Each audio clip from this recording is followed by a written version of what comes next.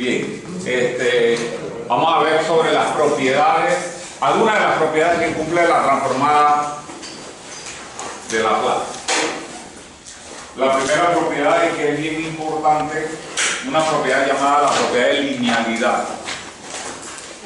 Esta propiedad de linealidad es la que nos va a permitir a nosotros poder estimar o calcular la transformada de Laplace de la suma de funciones, de la diferencia de funciones, igual que la integral.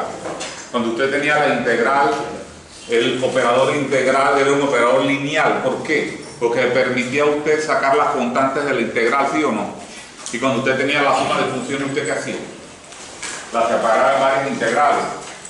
¿Sí? ¿Estamos de acuerdo? Y entonces usted le aplicaba la integral solamente a la función potencia, le aplicaba la integral a la exponencial, dependiendo. Acá es lo mismo. Cuando uno va a calcular transformada de Laplace, este operador lineal transformada de Laplace me va a permitir a mí sacar del operador transformada las constantes y solamente aplicar la transformada de Laplace a las funciones. Es más, si tenemos un número finito de suma de funciones a las cuales hay que calcularle la transformada de Laplace, la puedo separar en la transformada de Laplace de una, la transformada de Laplace de la otra, la transformada de Laplace de la otra con sus respectivos signos. Y eso es lo que me está diciendo esta propiedad. Me está diciendo aquí nada más posee dos funciones, pudieron haber sido muchos más.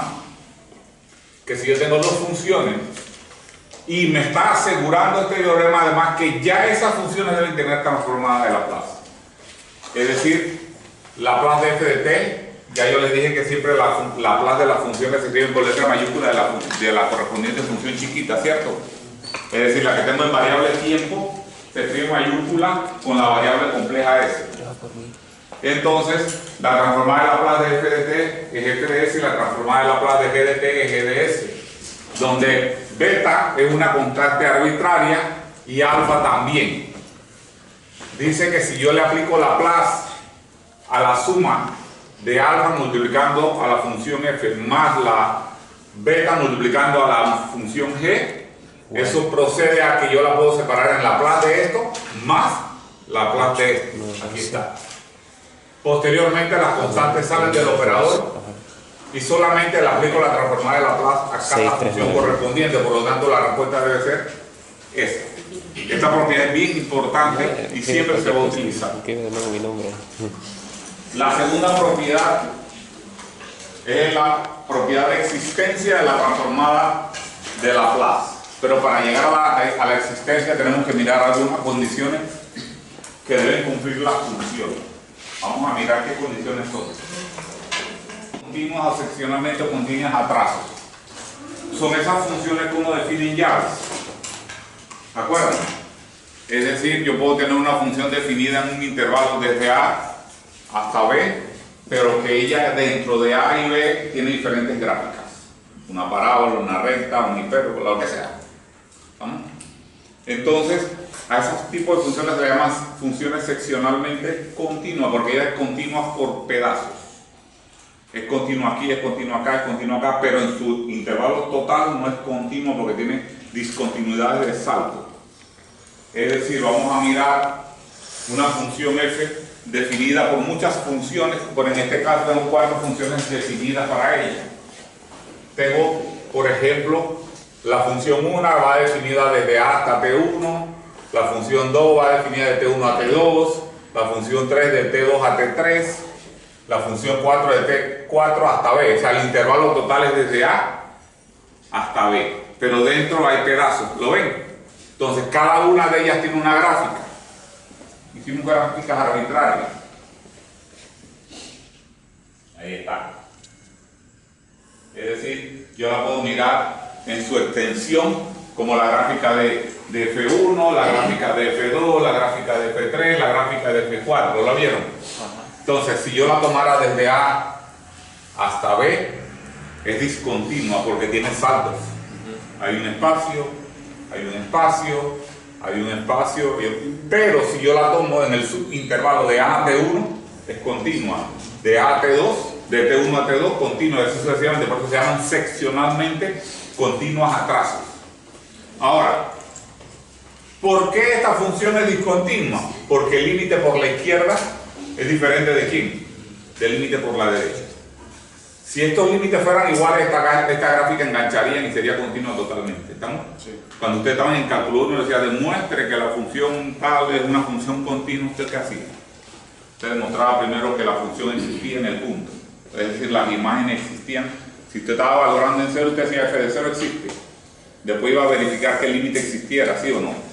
Para verificar que el límite existe, tenía que mirar el límite por la izquierda, límite por la derecha, existía. Y después que tenía que mirar que ese límite tendría que ser exactamente el valor de la función en el punto. Entonces decía era continua. En este caso es discontinua porque los límites no existen. Límite por la izquierda y límite por la derecha son diferentes. A eso se le llama una discontinuidad de salto. Esa es una de las condiciones que va a tener las funciones que vamos a trabajar con la transformada de Laplace. Funciones seccionalmente continuas. Y si ustedes se acuerdan, las ecuaciones diferenciales que ustedes tenían en el primer semestre todas eran continuas, no eran de salto. Entonces esta es una herramienta más poderosa que aquella. La otra es que la función debe ser de orden exponencial. Es decir, ¿qué es una función de orden exponencial? Se lo voy a decir en pocas palabras. Una función de orden exponencial es una función que no puede crecer más rápidamente que las exponenciales. Es decir, la función exponencial debe ser más grande que ella. ¿Cierto? Si yo aquí tengo una constante m por un exponencial positivo y acá tengo una constante, el exponencial positivo pero por una constante negativa, esta es la gráfica del exponencial negativo, o sea, positivo pero multiplicado por la constante negativa, y esta es la gráfica del exponencial multiplicado por la constante positiva. Las gráficas deben estar encerradas ¿dónde? En esta sección. Si esta gráfica se saliera de ese exponencial o de este exponencial, deja de ser de orden exponencial y por lo tanto ahora vamos a ver que no tuviera transformada de Laplace. Es decir, matemáticamente se escribe así. Vamos a traducirlo.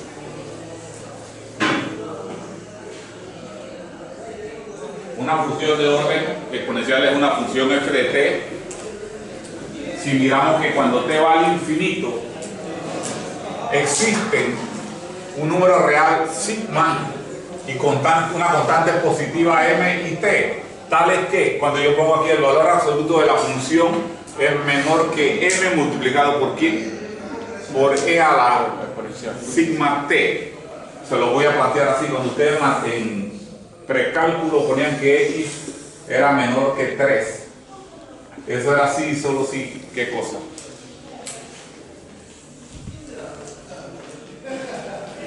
En intervalos. Ustedes definían la función valor absoluto y esto era una definición de valor absoluto y decían el valor absoluto de x en intervalo es menor que 3 si y solo si, ¿qué pasaba? Eso es un intervalo que está comprendido entre quién y quién.